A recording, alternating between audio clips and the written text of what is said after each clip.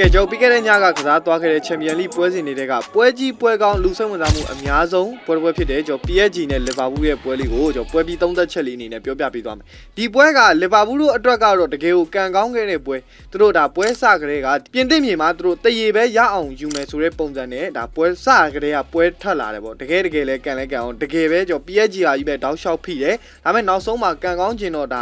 ဝင်နူးနက်ရဲ့ဒါဖန်တီးပေးမှုကနေပြီးတော့အီလီယော့ကဒါသုံးသက်သွားတဲ့ဒါနောက်ဆုံးမိနစ်9ပေါ့နောက်ဆုံးမိနစ်အသက်ခွဲ9နဲ့ဒါ PSG အသင်းကအိမ်ကွင်းမှာလီဗာပူးကို 0-1 ဆိုတဲ့ရလဒ်နဲ့ရှုံးနိမ့်ခဲ့တယ်ဒီအကြောင်းအလေးနဲ့ပတ်သက်ပြီးတော့ကျွန်တော်ဒါပရိသတ်ကြီးနဲ့တူနည်းနည်းလေးပြန်ပြီးတော့ဆွေးနွေးချင်ပါတယ်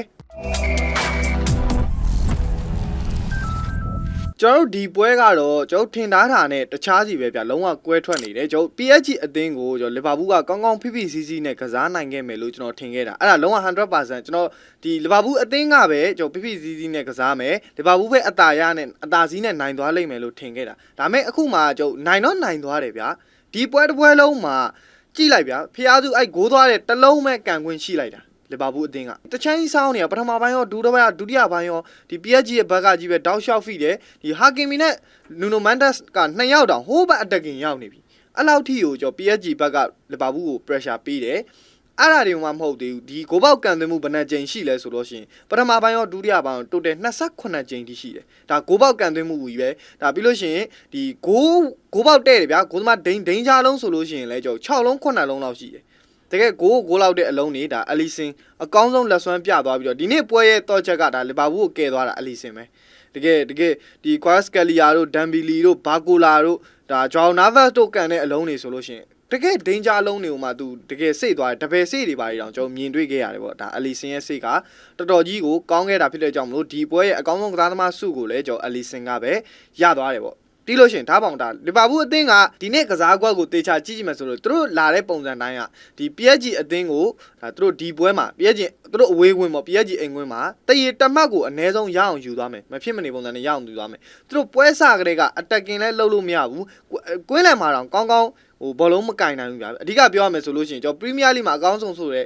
ကျွန်တော် Szoboszlai ကျွန်တော် Matt Allister ကျွန်တော် Graham Bell ဒီ3ယောက်တွဲလုံးတော့အကွင်းလယ်ကနေပြီးတော့ဘောလုံးမထွက်ဘူးဆိုတော့PSG အသင်းဘယ်လောက်ကောင်းလဲဆိုတာစဉ်းစားကြည့်လိုက်တော့အဲ့တော့ကျွန်တော်ဒီဒုတိယကြောကြလို့ရှိရင် PSG အသင်းကိုတွားပြီးတော့ short တွက်လို့မရတော့တဲ့အနေအထားဖြစ်သွားပြီကျွန်တော် PSG ကျွန်တော်ဒီအမှတ်ပေးအဆင့်မှာဘလို့အခြေစမ်းမျိုးနဲ့ပဲဖြစ်ဖြစ်ဘလို့ပုံစံမျိုးနဲ့ပဲဖြစ်ဖြစ်တက်လာ playoff ကန်ရတော့ကလည်းအကောင်းဆုံးပြသွားပြီးတော့အခုဒါ16တင်အဆင့်မှာပါသူတို့ရဲ့အကောင်းဆုံး performance တွေကိုပြသနေတယ်အဓိကတော့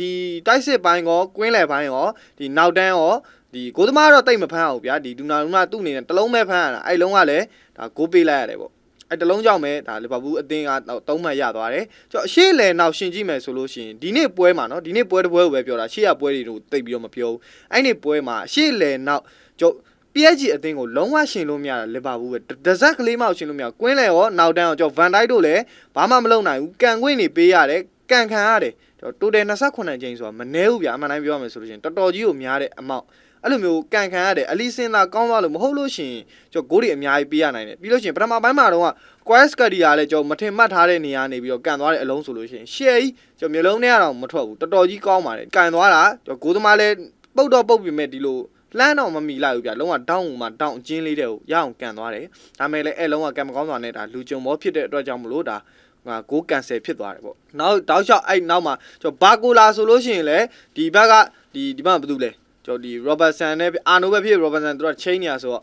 ထိန်းလို့မရဘူးအာနိုရန်ကောင်းပါလေဆိုလဲသူလဲကျွန်တော်ဘာကူလာကိုထိန်းလို့မရဘူး Robertson ရန်ကောင်းပါလေဆိုလဲသူလဲကျွန်တော်ဒမ်ဘီလီကိုထိန်းလို့မရဘူး Robertson ဆိုလို့ရှိရင်ကျွန်တော်လဲလိုက်လူစားလဲတာတွေပါတော့လောက်လိုက်ရတယ်အဲ့လိုမျိုးအနေထားဆိုတော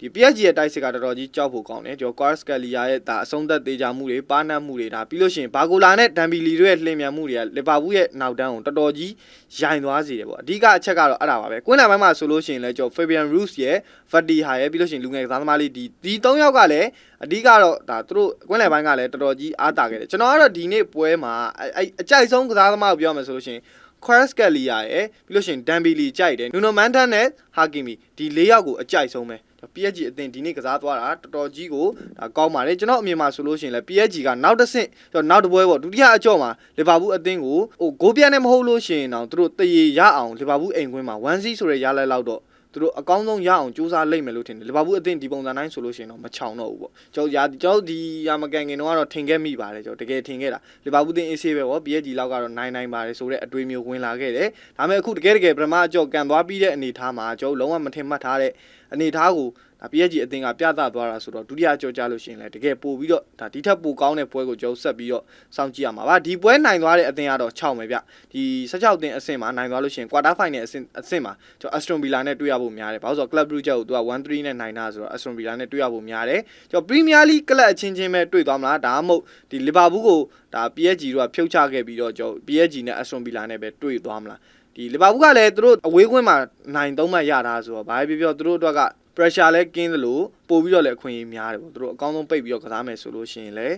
ဒါရကောင်းရနိုင်ပါတယ်ဒုတိယအကြောကြလို့ရှိရင်တော့ပို့ပြီးတော့ရင်ခုန်နေပါပြီကျွန်တော်အခုတည်းကဒါကြည့်ကျင်တယ်တိတ်မကြခင်မှာပဲကျွန်တော်ချန်ပီယံလိရဲ့ဒါ16တင်အဆင့်ဒုတိယကြောပွဲစဉ်တွေကိုပြန်ကြည့်ရှုရမှာဖြစ်ပါတယ်ပြည်သက်ကြီးမြန်မာဆိုလို့ရှိရင်ရောကျွန်တော်ဒီပထမအကြောပွဲစဉ်တစ်ပွဲဖြစ်တဲ့လီဗာပူးအသင်းနဲ့ဒါ PSG တို့ရဲ့ထိပ်တိုက်တွေ့ဆုံမှုမှာဘာတွေများကွာခြားချက်ရှိလဲလီဗာပူးအသင်းတကယ်ပဲကန်ကောင်းလို့နိုင်သွားတာလားဘယ်လိုမြင်လဲပြည်သက်ကြီးအမြင်ကွန်မန့်မှာဝင်အောင်ဆွေးနွေးပေးကြပါအောင်MM Media ကိုအဆုံးထိကြည့်ရှုပေးကြတဲ့ပရိသတ်တယောက်ချင်းတိုင်းကိုထိုးပဲကျေးဇူးတင်ရှိပါတယ်။အားကစားသတင်းစီစဉ်တွေကိုနေ့စဉ်တင်ဆက်ပေးနေတဲ့ကျွန်တော် MM Media ရဲ့ Facebook, YouTube, TikTok တို့ကို like and subscribe လုပ်ပြီးတော့စောင့်ကြည့်နိုင်ပါတယ်။ဘောလုံးပွဲတိုင်းလိုက်ကြည့်ရှုနေတဲ့ပရိသတ်များအနေနဲ့လည်း www.mmmedia.stream မှာခမိုက်တိုင်းလိုက်ဝင်ရောက်ရှုနိုင်ပြီဆိုတဲ့အကြောင်းကိုသတင်းကောင်းပိုင်းနဲ့နောက်အစီအစဉ်တွေမှာပြန်လည်ဆုံးဖြတ်ရမယ်။ကျွန်တော်တော့အစီအစဉ်တက်ဆက်သူကိုယ်စားပါ